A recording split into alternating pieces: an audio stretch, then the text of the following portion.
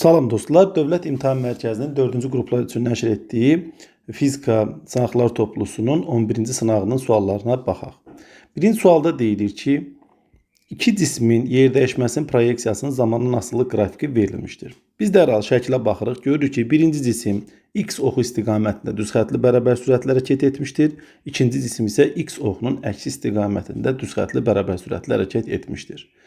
Birinci cismin ikinciyə nəzərən sürətinin proyeksiyasını modullu metr bölək saniyə ilə hesablayın. Deməli, onda yazaq V1x bərabərdir S1x bölünsün T, yəni zaman hər ikisi üçün eynidir, böl T. V2x də bərabərdir S2x bölünsün T.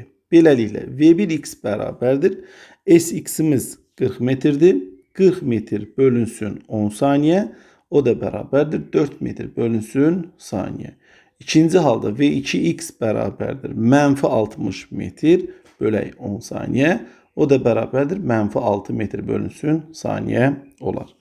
Beləliklə, birinci cismin ikinci cismə nəzərən sürətinin proyeksiyasını tapmaq tələb olunur. Yəni, V1-2x bərabərdir V1x çıxılsın V2x. O da bərabərdir 4 metr bölünsün saniyə çıxılsın mənfi 6 metr bölünsün saniyə. Beləliklə, V1-2x bərabərdir müsbət 10 metr bölünsün saniyə olar. Yəni, doğru cavab B bəndi. İkinci sualda isə bizdən uyğunluğu müəyyən etməyi tələb olunur. Baxırıq ki, bir monokristallar və ikincisi isə amorf cisimlər haqqında biz xanalara uyğun məlumatları yazmalıyıq. Birinci deyilir, izotropdur. Deməli, amorf cisimlər izotrop idi. Yəni, fiziki xassələr istiqamətdən asılı olmayaraq bütün nöqtələrdə eyni idi. Amma monokristallar anizotrop idilər. O deməkdir ki, fiziki xassələr monokristal cisimlər daxilində istiqamətdən asılı olaraq dəyişə bilirdi. Məsələn, istiliyin ötürülməsi, elektrik keçiricilik, maqnit sahəsində olan deməli verdiyi reaksiya.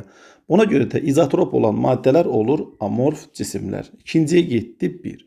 Dəqiq ərimə temperaturu olur. Metalların, məsələn, monokristallara nümunə olaraq metallar göstərərək metalların dəqiq ərimə temperaturları var. Ona görə bu monokristallara uyğundur. Formasını və həcmini saxlayır hər ikisi. Üçüncü gedir ortaya.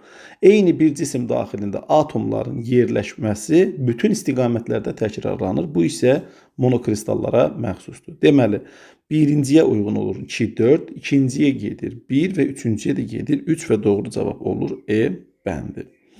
Üçüncü suala baxaq. Üçüncü sualda deyilir ki, K cisminə eyni zamanda F1, F2 və F3 qüvvələri təsir edir. Və şəkildə də o, deməli, koordinat oxları üzərində təsvir olunmuşdur. F əvəzləyici qüvvənin oxlar üzrə proyeksiyasını müəyyən edin. Gəlin onda yazaq. Fx bərabərdir F1x üstə gələk F2x üstə gələk F3x və uyğun olaraq Fy bərabərdir F1y üstə gələk F2y üstə gələk F3y. Beləliklə, Fx bərabərdir F1x dedikdə, yəni F1 qüvvəsinin x oxu üzrə proyeksiya baxırıq ki, 1 damadır, x oxu istiqamətində özdə müsbət 1 üstə gələk F2x-i tapmalıyıq. Baxın, x oxu üzrə proyeksiyası 2 damadır, yəni müsbət 2 üstə gələk F3-ün x oxu üzrə proyeksiyasına baxsaq, burada isə mənfi 2-dir. Yəni x oxunun əks istiqamətində üstə gələk mənfi 2. Beləliklə, müsbət və mənfi 2-lər bir-birini islah aparsa, doğru cavab olar 1. Yəni, x oxu üzrə proyeksiyası müsbət 1-dir. Burada isə doğru cavab B və yaxud E bəndi olar. Nə C bəndi, nə A, nə də D ola bilməz. İndi Fy-i tapaq. Fy bərabərdir. Gəlin, deməli, uyğun olaraq qüvvələrin Y oxu üzrə proyeksiyalarını yaşılla işarə eləyək. Onda F1Y baxırıq ki, müsbət 1 damadır. 1 üstə gələk F2Y aşağıya doğru 2 damadır, yəni Y oxunun əksinə. Onda olur mənfi 2. Üstə gələk F3Y isə Y oxunun əksi istiqamətində aşağıya doğru 1 damadır, yəni mənfi 1. Bu dəfə müsbət və mənfi 1-lər islah olur və doğru cavab qalır mənfi 2. Beləliklə, F qüvvəsinin uyğun olaraq X və Y oxları üzrə proyeksiyaları 1 və mənfi 2 olar və doğru cavab olar E bəndi. Sonra dördüncü suala baxaq. Dördüncü sual adi bir hansı kəmiyyətin vahidini bizə verir. Biz onu tapmalıyıq. Diqqət yetirsəz, burada gəlin yazaq. kilogram vurulsun, metr kvadratı bölünsün, saniye kubu vurulsun amperdir. Buradan kilogram metr kvadratı bölünsün saniye kubu bizdə wattın açılışıdır. Watt bölək amper. Wattı isə biz amper vurulsun volt şəklində yaza bilərik. Amperlər burada ixtisar getsə doğru cavab volt qalar. Volt isə bildiyimiz kimi gərginliyin və yaxud da ki elektrik sahəsinin potensialının vahidinə uyğundur. C bəndi isə gərginlik isə C bəndində verilmişdir. Sonra 5-ci suala baxaq. 5-ci sualda deyilir ki, üfüqi səthə paralel istiqamətdə təsir edən qüvvə M1 kütləli cismə 4 metr bölü saniyə kvadratı təcil verir. Gəlin bu şəkili biz birinci çəkək. Deməli, üfüqi səth üzərində hərəkət edən cisimdir. Kütləsi M1-dir. Sürtünmə qüvvəsi hərəkətin əksinə doğru deməli yönəlmişdir. F qüvvəsi isə deyək cismi sağa doğru hərəkət elətdirir. Bu halda cisimə A təcili verilmişdir. Dərhal yazırıq. MA bərabərdir. F çıxsın F sürtünmə. F sürtünmə isə bu halda mü mj ifadəsi ilə təyin olunur. Və biz bura M1 yazaq. M1 A bərabərdir. F çıxaq mü vuraq M1 J şəklində. Sonra deyir ki, cismin üzərinə M2 kütləli cisim qoyduqda həmin qüvvənin təsiri ilə cisimlər sistemi düzxətli bərabər sürətlə hərəkət edir. Bu halda düzxətli bərabər sürətlə hərəkət edirsə, həmin qüvvənin təsiri ilə deməli, baxın bu olsun bizim M1 kütləli cisimimiz, onun da üzərinə bir M2 kütləli cisim qoymuşuq. Bu halda sürtünmə qüvvəsinin qiyməti dəyişir. Gərək biz onu F sürtünmə 2 ilə yazaq. Və F qüvvəsi də eyni olaraq qalır. Bir şərtlə ki, burada A artıq 0-a bərabərdir. Onda deyə bilərik ki, F bərabərdir F sürtünmə 2-yə. O isə nəyə bərabərdir? Mü vurulsun M1 üstə gələk. M2 vurulsun J-yə. Çünki bu halda F sürtünmə qüvvəsi bu iki deməli cisimlərin kütlələrinin cəmi ilə mütənasib olmalıdır. Onda yazırıq M1A bərabərdir. F-in yerinə nə yazmalıyıq? Mü vurulsun M1 üstə gələk M2 vuraq J. Dərhal yazaq. Mü vuraq M1 üstə gələk M2 vuraq J. Çıxaq mü M1 J. Buradan da M1A bərabərdir. Münü ortaq vurub çıxartsaq. M1 üstə gələk M2 çıxaq M1 vurulsun J. Diqqət etirsək, baxırıq ki, müsbət və mənfi M1-lər islah olur və nəticədə alırıq. M1A bərabərdir, mü vurulsun M2J. Bizdən isə M2 bölək M1 nisbətini tapmaq tələb olunur. Onda mü-J məxrəcdə, A isə sürətdə deməli olar. Beləliklə, M2 bölək M1 bərabərdir. A-nın qiyməti 4 bölünsün, münün qiyməti 0,2, J-nin qiyməti isə 10. 0 ilə vergülü ixtisar aparsaq 4-ü 2-yə böldükdə 2 alarıq ki, doğru cavab da olar A bəndi. 6-cı suala baxaq. 6-cı sualda deyilir ki, qapalı sistem təşkil edən kütlələri M1 bərabərdir 2 kiloqram və 3 kiloqram olan cisimlər uyğun olaraq V1 bərabərdir 5 metr bölək saniyə və V2 bərabərdir 4 metr bölünsün saniyə sürətlə qarşı-qarşıya hərəkət edərək mütləq qeyri-elastiki toqquşurlar. Bax, bu hissəyə diqqətlə fikir vermək lazımdır. Toqquşmadan sonra cisimlər sisteminin kinetik enerjisini tapın. Yəni, Y-kinetik bərabərdir sual. İndi biz nə etməliyik? Əgər cisimlər sistemi qarşı-qarşıya hərəkət edərək mütləq qeyri-elastiki toqquşurlarsa, toqquşmadan sonraki sürəti biz tapa bilərik. V bərabərdir. Deməli, kəsir xətti çəkirik. Sürətdə modulda M1 V1 çıxaq M2 V2 bölək məxrəcdə isə M1 üstə gələk M2 olar. Beləliklə, V bərabərdir modulda 2 vuraq 5 çıxılsın 3 vuraq 4 bölünsün 2 üstə gələk 3. Beləliklə, V bərabərdir. Məxrəcdə alarıq 5, sürətdə də alarıq 2. Yəni, cisimlər sistemi 5-də 2 metr bölək saniyə sürəti ilə birlikdə hərəkət edərlər. Bu halda kinetik enerji nə cür tapa bilərik? M1 üstə gələk M2, çünki ikisi bir yerdə hərəkət edir. Vuraq V kvadratı bölək 2. Beləliklə, Y-kinetik bərabərdir 2 üstə gələk 3 vurulsun. 5-də 2 də bizdə 0,4 eləyir. 0,4-ün kvadratı bölək 2. Beləliklə, 5 vurulsun 0,16 bölək 2. Buradan da biz 0,4 joule almış olarıq ki, doğru cavab da E bəndidir. Sonra 7-ci sualda hansı ifadələr doğrudur? Burada doğru və yanlış ifadələri ayırd etmək lazımdır. Və suallar atom və nüvə fizikası bölməsinə aiddir. Birincidə deyilir ki, Heyger sayğacının iş prinsipi ifrat doyan buxarın yüklü zərrəciklərinin təsiri ilə kondensasiya olunmasına əsaslanır. Xeyr, bu yanlışdır. Heyger sayğacı adından məlumdur, sayır. Yəni, nə etmək lazımdır? Burada yüklü zərrəcikləri saymaq lazımdır. Əgər o qrupunun iş prinsipini yadınıza salsaydınız, orada zərbə ilə iyonlaşma prosesindən söhbət gedirdi. Deməli, birinci ifadə yanlışdır. Yanlışdırsa da A bəndi və B bəndi ola bilməz. Heyger sayğacı sürətli yüklü zərrəciklərin izlərini müşahidə etməklə izlərin foton şəklini çəkməyə imkan verən qurğudur. Xeyr. Burada sadəcə sayma prosesi baş verməlidir. Adından məlumdur, sayğac, sayır. Wilson kamerasının işçi sistemi suyun və ya spirtin doyan buxarı ilə doldurulur. Bəli.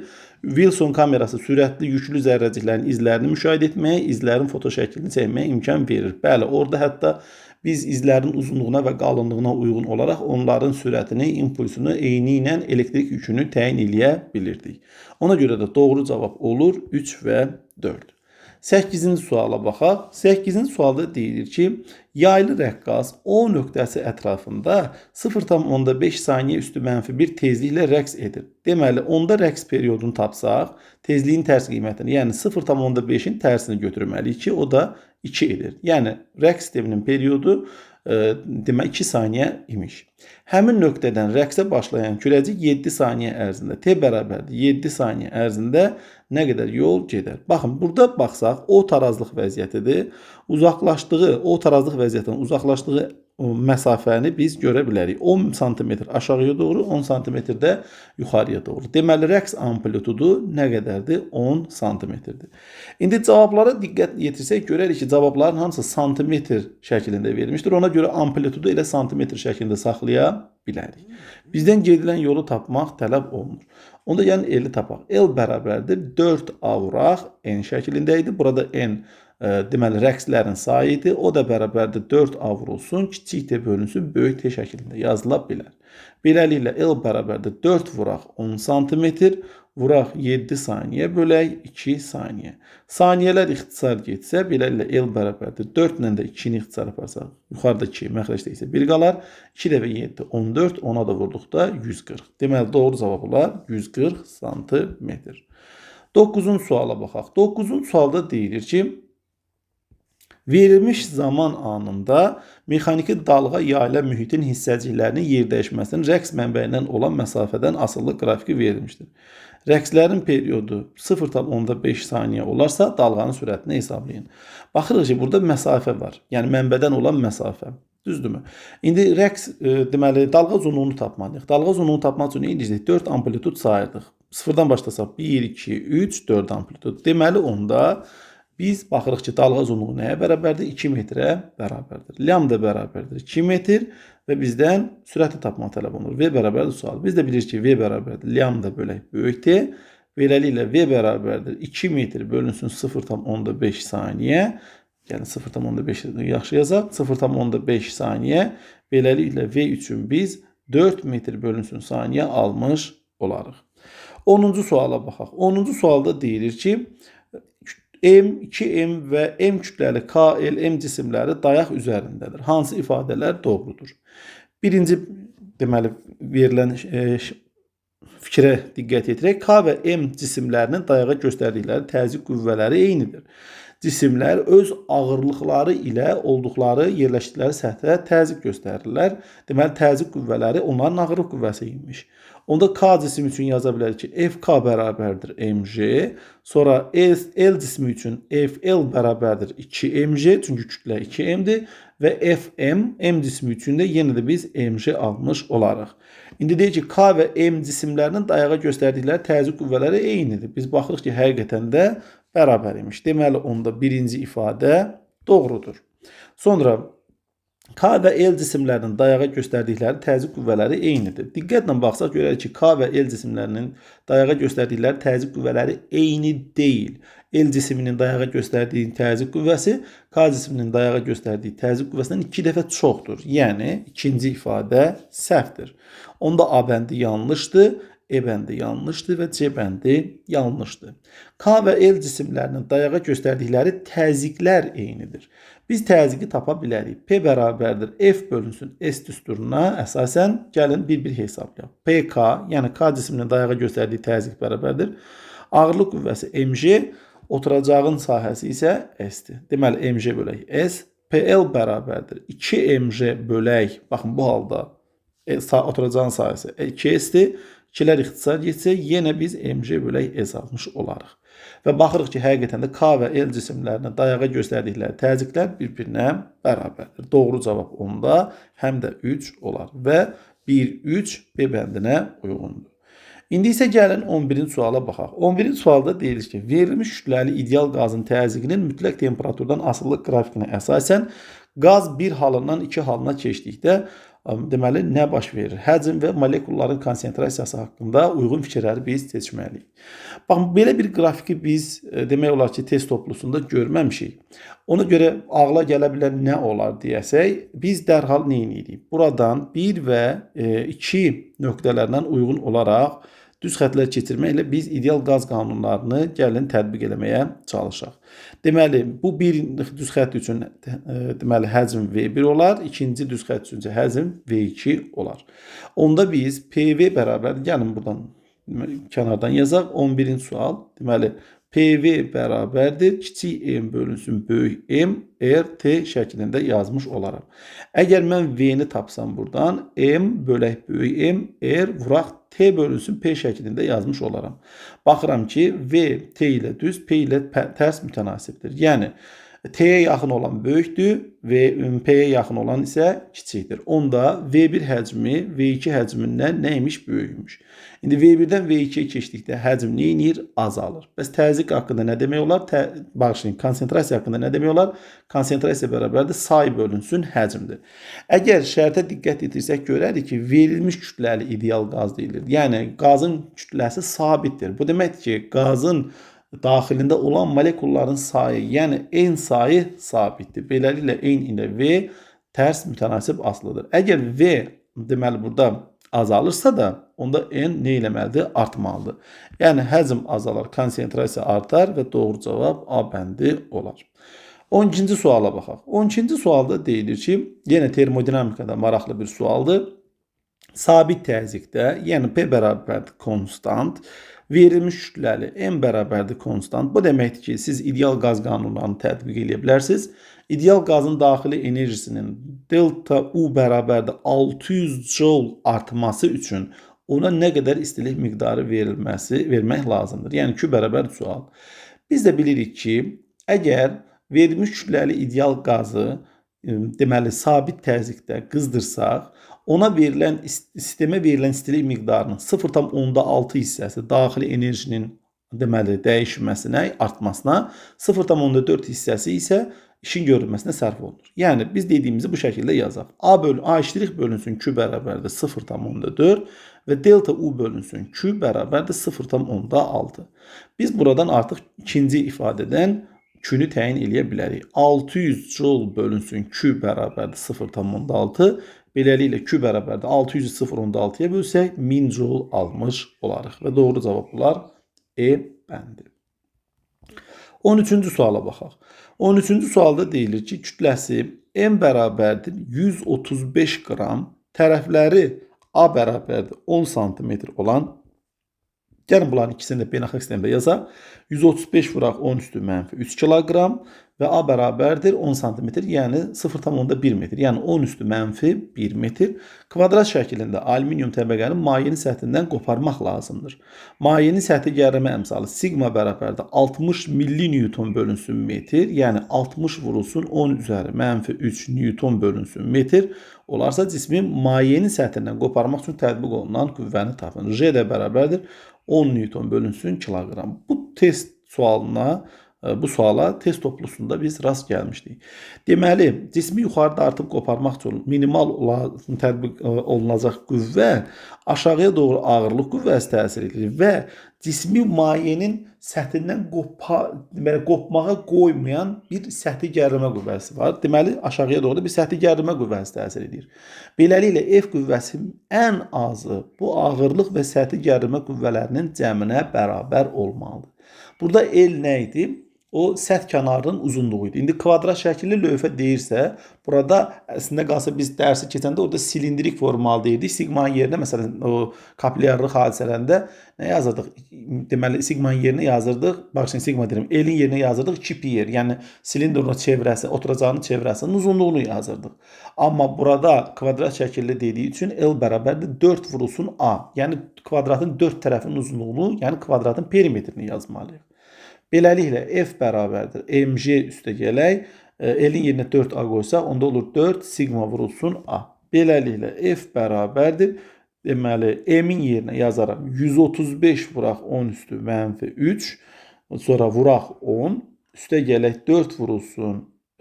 Sigmanın yerinə yazarıq 60 vuraq 10 üstü mənfi 3. Vurulsun a-nı da yerinə yazarıq 4 vurulsun. Başlayın 4 yazmışıq. Deməli, A-nı da yerinə yazarıq 10 üstü mənfi 1. Beləliklə, f bərabərdir. 1350, 135-i 10-a vursam, 1350, vuraq 10 üzəri mənfi 3. Üstə gələk, baxın, burada 0 ilə 10 üstü mənfi 1 bir-birini ixtisar elədi. 4 dəfə 6, 24, vuraq 10 üstü mənfi 3. Beləliklə, f də bərabərdir. 10 üstü mənfi 3-ü ortaq vuruq çıxartsaq, mötərizədə 1350 üstə gələk 24 qalar. Beləliklə, doğru cavab f bərabərdir. 1374 vuraq 10 üstü mənfi 3. 10 üstü mənfi 3 mində 1 deməkdir. 1374 də mində 1-ə vuranda 1 tabi mində 374 Newton almış olarıq ki, doğru cavab da A bəndi olar. 14-cü suala baxaq. 14-cü sual problemli suallardan biridir. Ümumiyyətlə, mən fikrimi deyim, bu belə də qalsın. İndiyə kimi bəlkə də paylaşdığımız suallarda, mən indi paylaşmıram, düzdür, arada bir belə paylaşıram. Uşaqlarla məşğələdə həll edərkən belə görürük ki, hər testdə ən azından bir dənə səhv belə var. Yəni, bu səhv ümid edirəm ki, qəbulda təkrarlanmaz. Bu sualda da bir səhv var, əvvəlcədən deyim.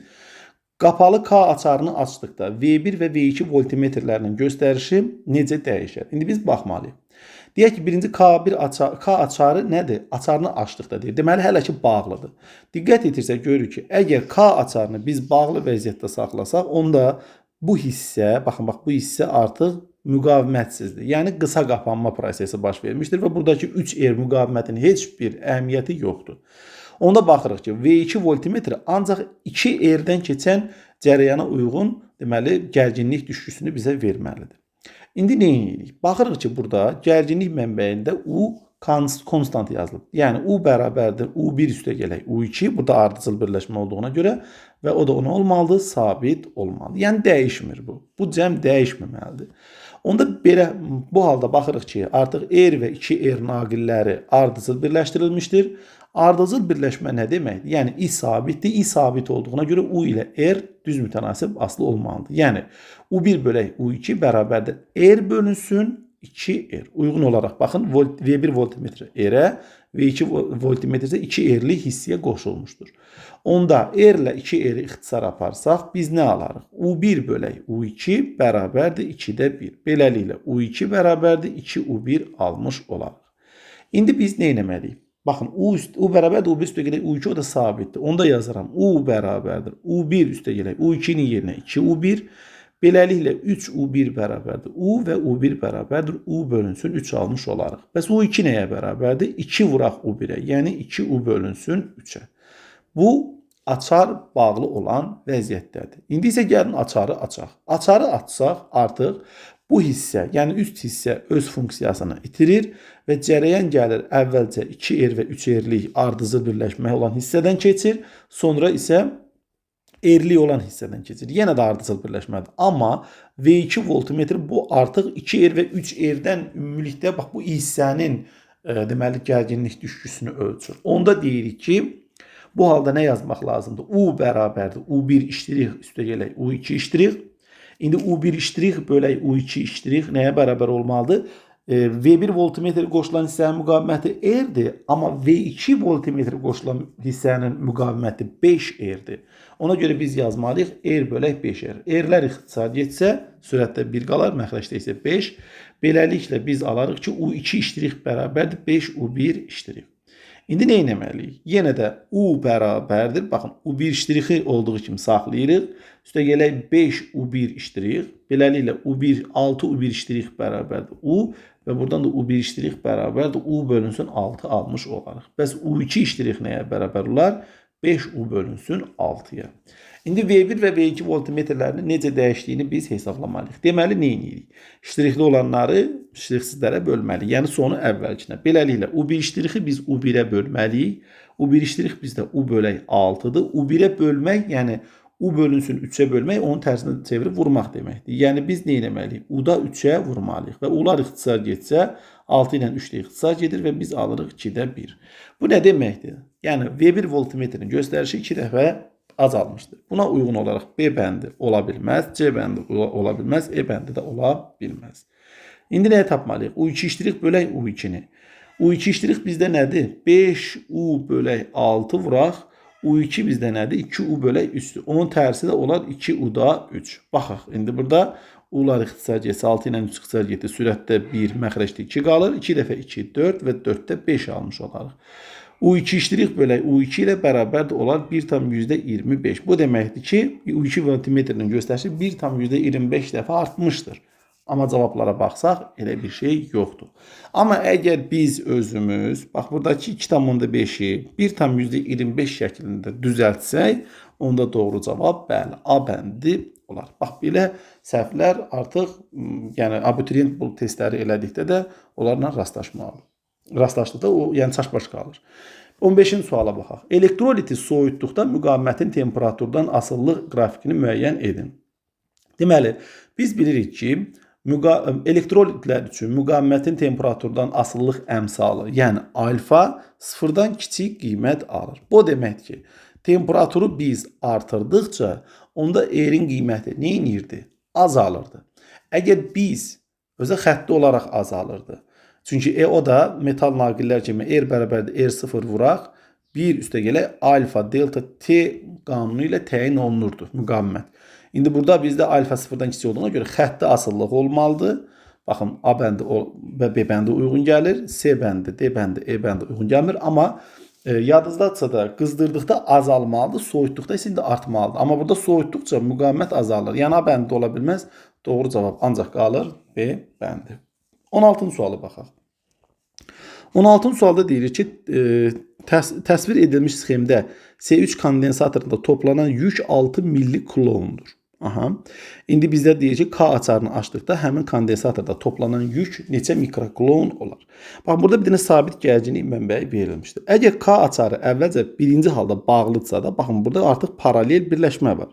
C1 ilə C2 paralel birləşdirdi. Onda C paralel bərabərdir. C1 üstə gələk C2 olar və C paralel bərabərdir. Neçə C olar? 3C olar. Çünki C ilə 2C'ni topladım, 3C. Birbaşa yazdım. Sonra baxıram ki, bu paralel birləşdirilmiş hissə ilə C3 olan kondensatoru deməli ardıcıl birləşdirmişdir. Onda orada C ardıcıl bərabərdir. Nə yazmalıyıq? Yadımızdadsa da C1 vuraq C2 bölək C1 plus C2 şəklində idi. Amma biz düsturu buradakı hal üçün başqa formada yazmalıyıq. Yazmalıyıq ki, C paralel vuraq C3 bölünsün C3 üstə gələk C paralel. Beləliklə C ardıcıl bərabərdir. C ardıcıl 1 deyək, sonra yeni ardıcıl birləşmə olasıdır. Paraleldə 3C idi. 3C vuraq 2C bölək, 3C üstə gələk 2C. O da bərabərdir 5-də 6C. Deməli, bu birinci hissə üçün belədir. İkinci hissədə biz K açarını açsaq, artıq üstdəki kondensator öz funksiyasını itirir. Və bütün burada artıq birləşmə 2C ilə, deməli, 2 dənə 2C-lik ardıcıl birləşməyə uyğun gəlir. Onda beləliklə C ardıcıl 2 bərabərdir. 2C-ni yarıya bölürəm, burada alıram C. İndi mən nə etməliyəm? Yükü tapmalıyam. Deməli, birinci halda Q1 bərabərdir C ardıcıl 1 vuraq U-dur. İkinci halda isə Q2 bərabərdir C ardıcıl 2 vurulsun U-dur. Beləliklə Q1 bölək Q2-ni tapsaq, biz C1-i, C ardıcıl 1-i C ardıcıl 2-yə bölməliyik. Q1-in qiyməti 6 mikrokulondur. Q2-nin qiymətini bizdən tapmaq tələb olunur, yəni ikinci halda. Burada C ardıcıl 2-nin qiyməti, C ardıcıl 1-in qiyməti nə qədərdir bizdə? 6C bölək 5. Vuraq C ardıcıl 2-nin də qiyməti biz nə almışdıq? S almışdıq. Onun tərsinə vurmalıyam, olur S-də 1. Beləliklə S-lər də ixtisar getsə qalar 5-də 6. Baxın 6'lar da ixtisar aparsaq onda Q2 bərabərdir 5 mikrokulon almış olarıq.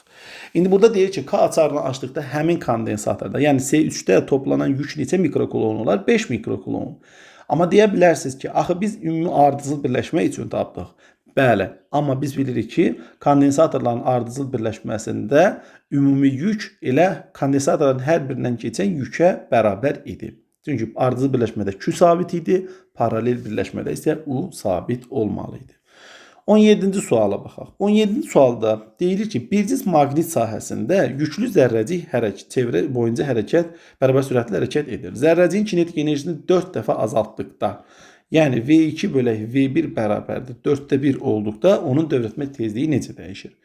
Biz dərhal yəni düsturu gəlin özümüz çıxardaq. M-a bərabərdir QVB, deyək ki, perpendikulyar istiqamətdə daxil olur, ona görə də çevrə üzrə hərəkət edir.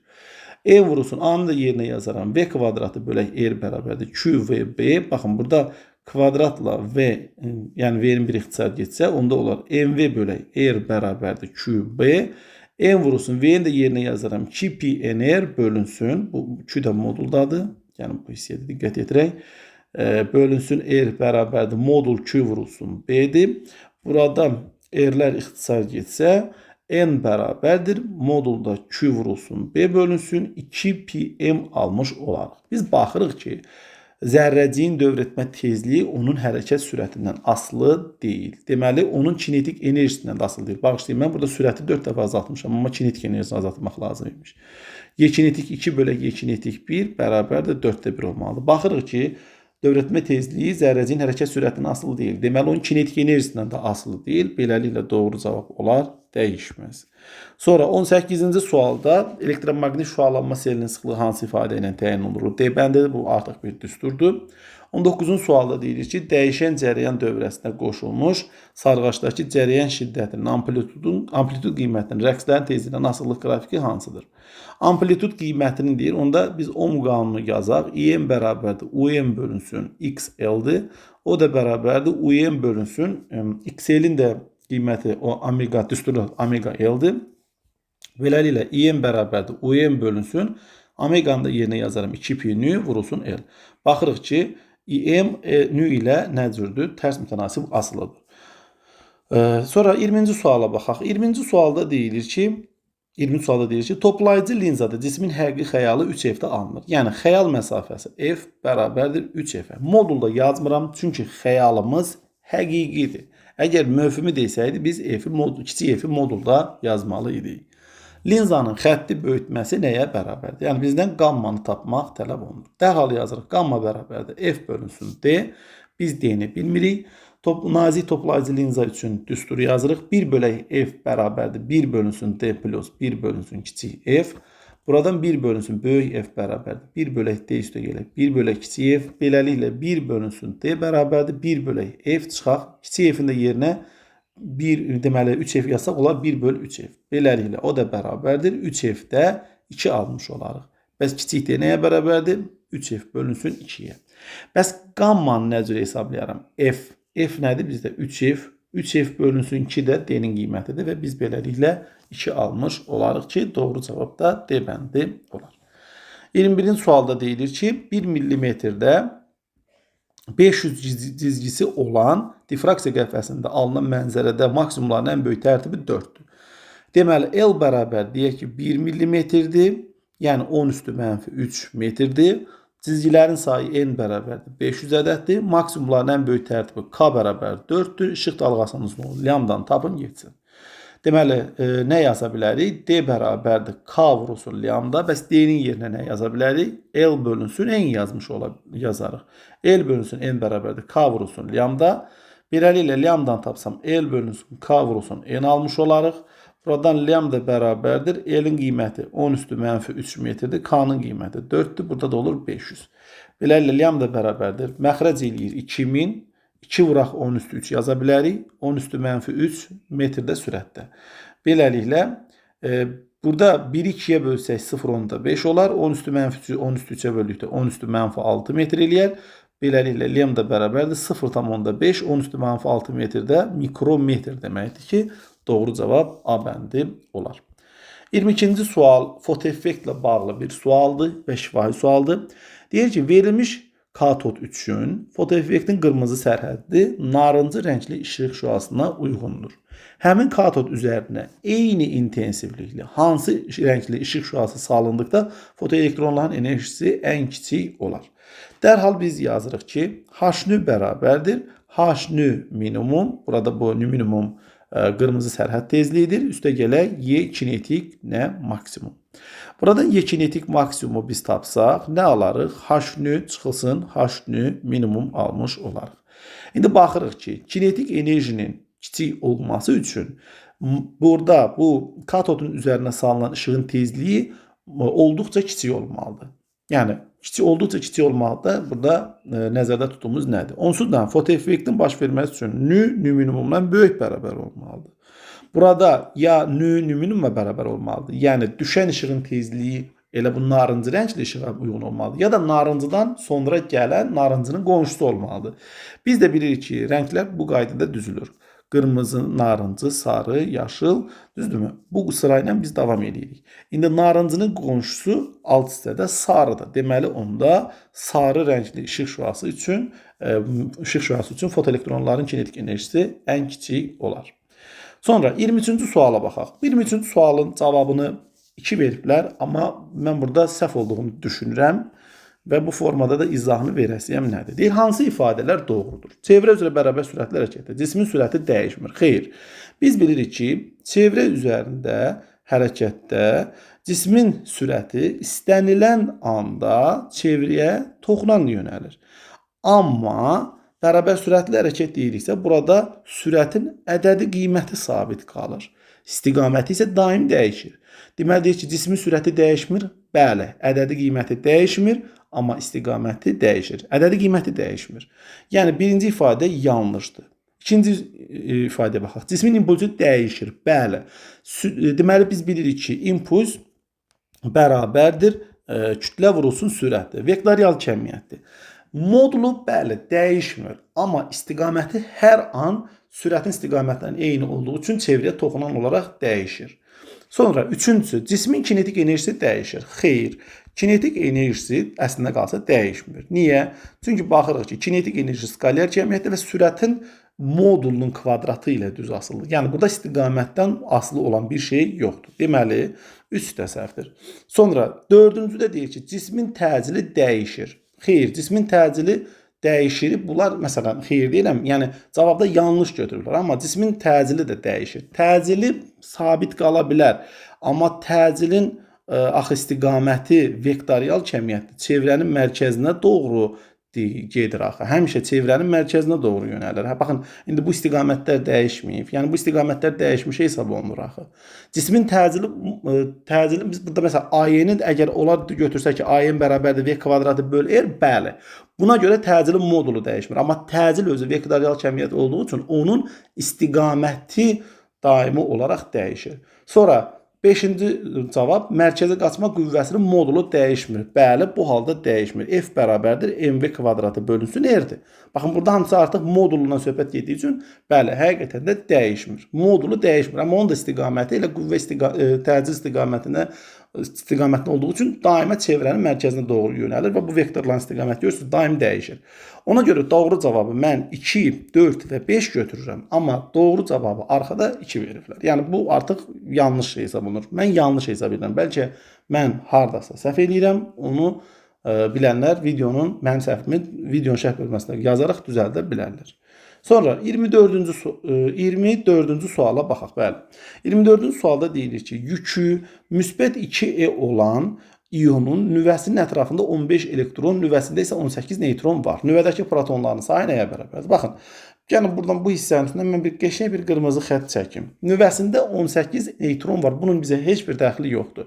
Çünki bizdə nüvədəki protonların sayını tapmaq tələb olunur. Biz indi müsbət iyon nədir? Onu bilməliyik. Müsbət iyon o idi ki, həmin o iyonun, belə deyək də, atomun birinci iyon nə idi? Elektron qazanmış və ya elektron itirmiş atom idi, düzdürmü? Biz bilirik ki, müsbət iyon deyirsə, oradakı protonların sayı elektronların sayından böyükdür. İndi yükü müsbət 2e olduğu o deməkdir ki, artıq bu 2 dənə elektron itirib və 15 elektronu qalıb. Deməli, biz həmin o itirmiş 2 dənə elektronu onun özünə qaytarsaq, bizim 17 dənə elektronumuz olar. Və bu halda artıq nüvədəki protonların sayı ilə elektronlar sayı bir-birinə deməli bərabər olar. Deməli, nüvədəki protonların sayı 17-yə bərabər imiş. İndi 25-ci suala baxaq. 25-ci sualda deyilir ki, 21 və M1 bərabərdir 1 kiloqram, M2 də bərabərdir 5 kiloqram kütləli olan cisimlər tarazlıq vəziyyətindədir.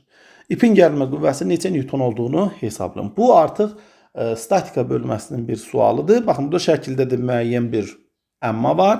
Burada dayaq bu çubuğa toxunmalıdır. Yəni, çubuq dayağın üzərində olmalıdır, amma baxırıq ki, orada bir müəyyən məsafə var. İndi baxaq, əgər biz bu ipi kəssək, onda hansı proses baş verməlidir? Burada dönmə prosesi baş verməlidir, düzdürmü? İp olmasaydı, ikinci cismin deməli ağırlığı 50 newton olardı. Birinci cismin ağırlığı isə 10 newton olardı. Və qolları dayaq nöqtəsinə nəzərən hər biri 3 dama olduğu üçün, cisim hansı istiqamətdə fırlanardı? Yəni, böyük ağırlıq qüvvəsi istiqamətində. Yəni, M2 istiqamətində. Yəni, saat əqrəbin hərəkətinin istiqamətində. Onda burada T-nin vəzifəsi nədir? T tarazlığı saxlamaq üçün, yəni M1-ə kömək üçün oradadır. M1 kütləli cisim isə onu saat əqrəbin hərəkətinin əksi istiqamətində çevirməyə çalışır. Deməli, onda T-nin də vəzifəsi bu, belə deyək də, loğru dildə desək, cismi saat əqrəbin hərəkətinin, bu sistemi saat əqrəbin hərəkətinin əksi istiqamətində fırlatmaqdır. Onda biz nə yaza bilərik? Yaza bilərik bu O nöqtəsi üçün, gəlin buranda bir O nöqtəsi yazaq. O nöqtəsi üçün tarazlıq şərtini bu qaydada yazaq. Deməli, M1 kütləli cisim vuraq J, yəni ağırlıq qüvvəsi, vuraq qol 3 addım. Üstə gələk, T qüvvəsinin O-ya nəzərən qolu 1 addımdır. T vurulsun 1, bərabərdir. M2 vurulsun J, vurulsun onun da O-ya nəzərən qolu 3-dür. Beləliklə, T-ni 1-ə vuranda T bərabərdir. 3M2J-dən 3M1J-ni deməli çıxmalıyıq. Ona görə 3J-ni ortaq vuruq çıxardıq və birbaşa yazaq. M2 çıxaq M1. Beləliklə, T də bərabərdir. 3 vurulsun, 10 vurulsun. 5 çıxılsın 1 və burada biz nə alırıq? 120 newton almış oluruq. Sonra 26-cı sual test toplusundan bizim aşina olduğumuz bir sualdır. Deməli, M bərabərdir 800 kiloqram kütləli cisim verilir və deyir ki, lift 60 metr hündürlüyə onu qaldırır. Onda H də bərabərdir 60 metr olar. Deyir ki, faydalı iş əmsalının eta bərabərdir 60% olduğunu bilərək liftin mühərrikin sərf etdiyi enerjini tapın. Yəni, tam işi bizdən soruşur. Dərhal yazırıq, eta bərabərdir A faydalı bölək A tam. Burada faydalı iş olaraq ağırlıq qüvvəsinə qarşı görülən iş nəzərdə tutulur. Tam iş isə mühərrikin özünün gördüyü işdir. Vurulsun 100%. Burada 100%-i yazmadım, gəlin onda yazaq. Beləliklə, buradan A tamı tapsaq, nə alarıq? MGH vuraq 100% bölünsün eta. Beləliklə, A tam bərabərdir 800 vuraq 10 vurulsun 60 vurulsun 100% bölünsün 60%. Beləliklə, faizlər ixtisar gedər, 60'lar ixtisar gedər və biz nə almış olarıq? A tam bərabərdir 800, 10 dəfədə 100 min eləyir və cavab da olur 800 kilojoule. 27-ci suala baxaq. 27-ci sualda uyğunluğu müəyyən etmək bizdən tələb olunur. Asılmış cismi dəyişmədən, yəni cismin kütləsi sabitdir. Verilmiş ipi 3 qatladıqda Young modulu. Biz bilirik ki, Young modulu materialın növündən asılıdır. Biz materialı dəyişmədən onu 3 dəfə uzatsaq da, 3 yerə də bölsək, nə formaya salırsınız salın, onun Young modulunu dəyişə bilməzsiniz. Yəni, E-si sabitdir. Ona görə nə yazırıq? Uyğunlaşdırma aparsaq 1-ə getdi S. 2 və 3'ü tapmaq lazımdır. İpin sərtliyi.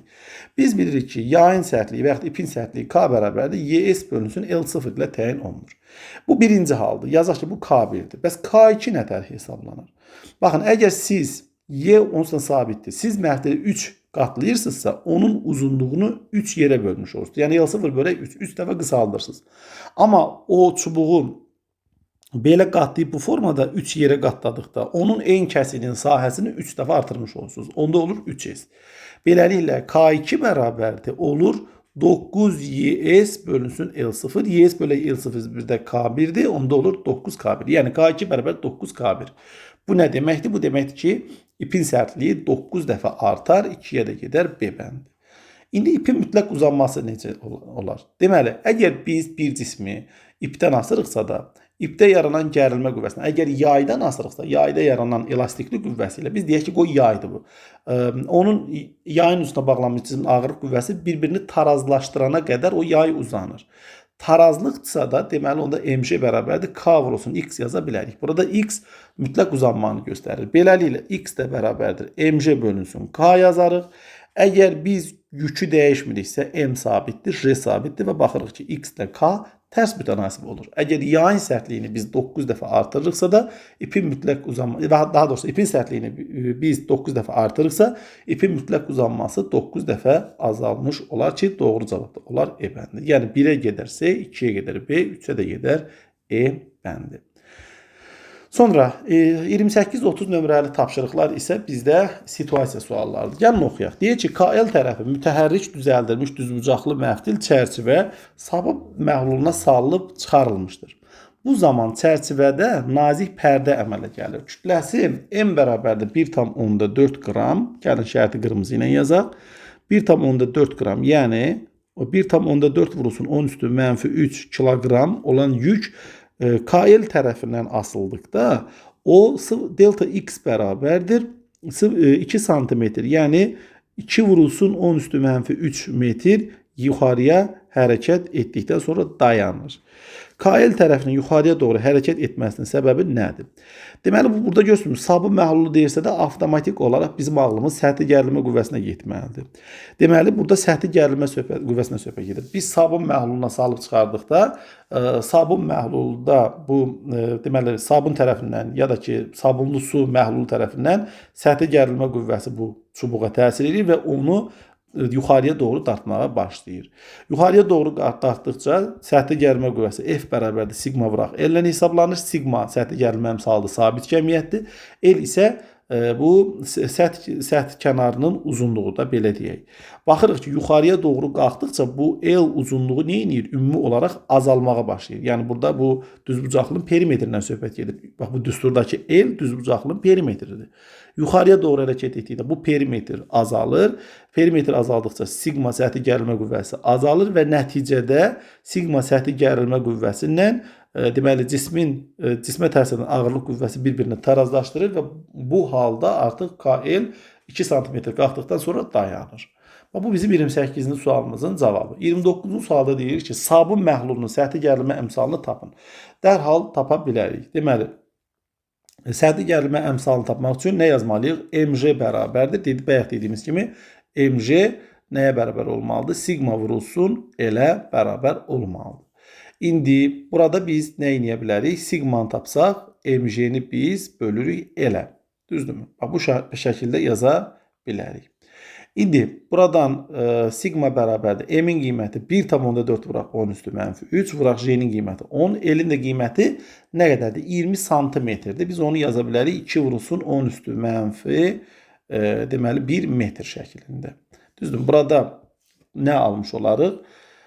Sigma bərabərdir. Deməli, baxın, buradan 1,4 ilə 10 vurulanda qalır 14. Sonra 14-ü 2-yə bölürəm 7. 10 üstü -1-ə böləndə o yuxarıya 10 şəklində qalxır. Olur 70. Vuraq 10 üstü -3 Newton bölünsün metr. Bu da deməkdir ki, 70 milli Newton bölək metr. Bax, deməli, səthi gərilmə əmsalı 70 milli Newton bölünsün metr imiş. 30-cu suala baxaq. KL tərəfinin yuxarıya yer dəyişməsi zamanı görülən işin yer dəyişmədən asılılıq qrafikini ordinat oxları üzərində müvafiq qiymətləri yazmaqla qurun. Deməli, görülən işi bu şəkildə tapa bilərik. Deməli, A bərabərdir mg vurulsun delta x şəklində yaza bilərik. Çünki yuxarıya doğru qalxdıqca ağırlıq qüvvəsinə qarşı iş görmüş oluruq, düzdürmü? Onda A da bərabərdir 1,4 vurulsun 10 vurulsun. Delta x-in də yerinə 0,2 metr yaza bilərəm. Beləliklə A da bərabərdir. İndi baxaq. Burada nə ola bilər? Deməli 1,4, burada 1,4 qram idi. Vur 10 üstü mənfi 3'ümüz də var. Deməli nə edə bilərik? 1,4'ü 10'a vuranda eləyir 14, düzdürmü? 14. Bu hissə elədi 14. Vuraq 10 üstü mənfi 3, vuraq 0,2. Beləliklə A da bərabərdir. 14 0,2'yə vurduqda eləyir 0,28, vuraq 10 üstü mənfi 3 joule. Bu da A bərabərdir 0,28 millijoule deməkdir.